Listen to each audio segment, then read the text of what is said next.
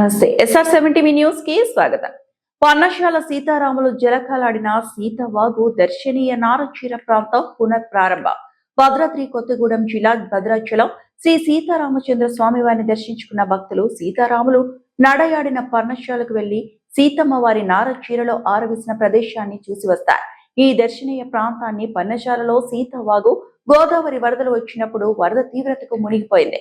గోదావరి తల్లి శాంతి ఇచ్చిన అనంతరం మళ్లీ ప్రారంభించబడింది.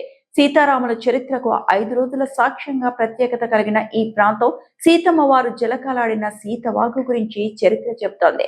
నాటి గుర్తులు సాక్షాత్తు నేటికి పదిలంగా ఉన్నాయని ఇక్కడి గైడ్ బాలకృష్ణ చెప్తున్నారు. పన్నశాల సీతారాములు దర్శించిన వారు ఈ నారచీర ప్రాంతంలో గల సీతవాగును దర్శించి నాటి చరిత్రను తెలుసుకొని తరించి ధన్యులే వెళ్తుంటారు.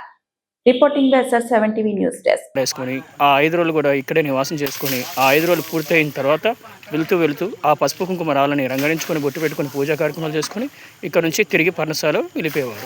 అందుకే ఈ ప్రదేశంలో ప్రతి ఒక్క చోట వాళ్ళు ఇక్కడ నివాసం చేసినట్టుగా సాక్ష్యాలతోటి పవిత్రమైన ఆనవాళ్ళు, వాటి యొక్క గుర్తులు, అలాగే ఇక్కడ ఉన్న చరిత్ర ఇది భావితరాలకి అందించాలన్నదే మా సంకల్పం. ఇలా శ్రీరామచంద్రమూర్తి, సీతమ్మ తల్లి ఇద్దరు నడియాడిన ఈ ప్రదేశంలో వచ్చిన భక్తులకి ఈ చరిత్ర తెలుసుకోవడం వల్ల సాక్షాత్తు శ్రీరామచంద్రమూర్తి, సీతమ్మ తల్లి కళ్ళ ముందు కట్టినట్టుగా, వాళ్ళు తిరిగాడినట్టుగా వాళ్ళకి అటువంటి అనుభూతి కలుగుతుంది. అది ఇక్కడ ఉన్న స్థల చరిత్ర. ఇది సీతమ్మ వారు ఆరేసుకున్న నారచీర 5 రంగులతో 20 గజాల పొడవుగా ఈ చివరి నుంచి మొదలు పెడితే ఆ చివరి వరకు ఉంటుంది. ఇది 20 గజాల పొడవు ఉంటుంది. అలాగే ఇక్కడ శ్రీరామచంద్రమూర్తి, సీతమ్మ తల్లి ఇద్దరు ఈ రాతి మీదకి వచ్చినప్పుడు కాలక్షేపం కోసం ఒక ఆట ఆడుకుంటూ ఉండేవారు. ఈ ఆట పేరే వామన గుంటలు అంటారు, అలా వామాక్షులని కూడా అంటారు. ఇవి 14 గుంటలు ఆడుకునేవి.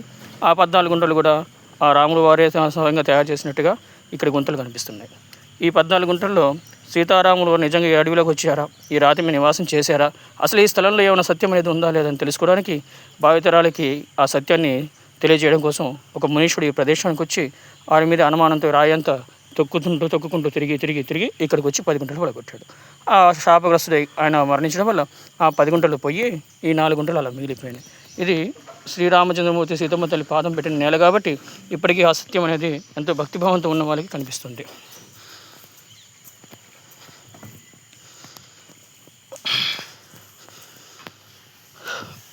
ఇది రాములు వారు నడుము కట్టుకొని భుజానికి వేసుకునే ఉత్తరీయము. ఇది 40 గజాల పొడవు ఉంటుంది. ఆ చివరి నుంచి ఆ చివరి దాకా, ఆ పువ్వుల దండ వేసిన దాకా అక్కడ దాకా ఉంటుంది. ఇది 40 గజాల పొడవు ఉంటుంది. రాములు వారు నడుము కట్టుకొని భుజానికి వేసుకునే ఉత్తరీయం అంటారు. మన వాడుక భాషలో పైకండం అని కూడా అంటారు. ఇక్కడ శూర్పణఖని రాక్షసుని ముక్కు చెవులు కోసింది ఆ చివరి కనిపిస్తున్న రాళ్ళగుట్ట.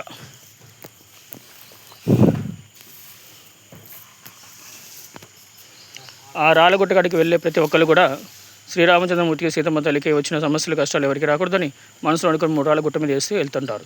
అయితే ఇది గోదావరి మన్న పెరగడం వల్ల, అది పొంగడం వల్ల ఈ పాకలన్నీ మునిగిపోయి మొత్తం బురదమయం అయిపోయి అటు వెళ్ళే దారి లేకుండా మూసుకుపోవడం వల్ల భక్తులకి అటు వెళ్ళే అవకాశం లేకుండా పోయింది.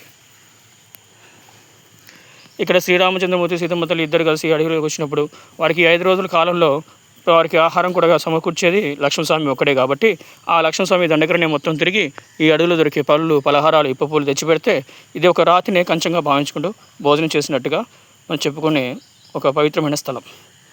ఆ రోజులు వారి పల్లెలు, పాత్రలు ఏమీ లేవు కదా, ఆ రాయిని కూడా ఒక కంచంగా భావించుకుంటూ ఆ లక్ష్మణస్వామి తెచ్చిన ఇప్ప పూలు, ఒక ఆకులు తెచ్చిపెడితే దీన్నే పల్లెంగా భావించుకుని తినేవారు.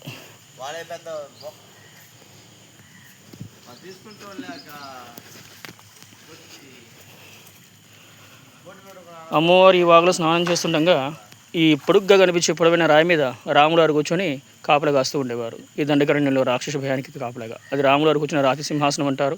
అక్కడ కూర్చుంటే నీళ్ళలో ఒక 2 అడుగుల కిందట పాదాలు ఉండేవి, కాకపోతే నీళ్ళు ఎక్కువ పెరగడం వల్ల మునిగిపోయినాయి.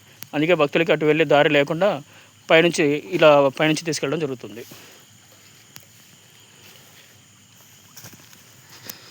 ఇక్కడ అమ్మవారు వాడిన పసుపు కుంకుమ రాళ్ళు అనేవి ప్రత్యేకంగా ఈ నీరు వచ్చే చోట నుంచే ఆ పసుపు కుంకుమ రాళ్ళు కూడా ఆ కొండ ప్రాంతం నుంచి ఇక్కడికి వచ్చిన భక్తులకి అందజేయడం జరుగుతుంది. అలా ఇక్కడికి వచ్చిన ప్రతి ఒక్కరు కూడా ఆ అమ్మవారి పసుపు కుంకుమ రాళ్ళని కళ్ళారా చూసి ఎంతో భక్తిభావంతో ఆ సీతమ్మ తల్లి పసుపు కుంకుమని భావించుకుంటూ ప్రతి ఒక్కరితో వారి ఇంటికి తీసుకెళ్ళి అమ్మవారి బొట్టుగా పెట్టుకోవడం వల్ల ఇక వారి నమ్మకంపై ఇంత దూరం వచ్చారు కాబట్టి ఆ భగవంతుడి దయ వల్ల ఏదో మంచి జరుగుతున్న నమ్మకం ఇక్కడ ఉన్న స్థానబలం. జై శ్రీరామ్.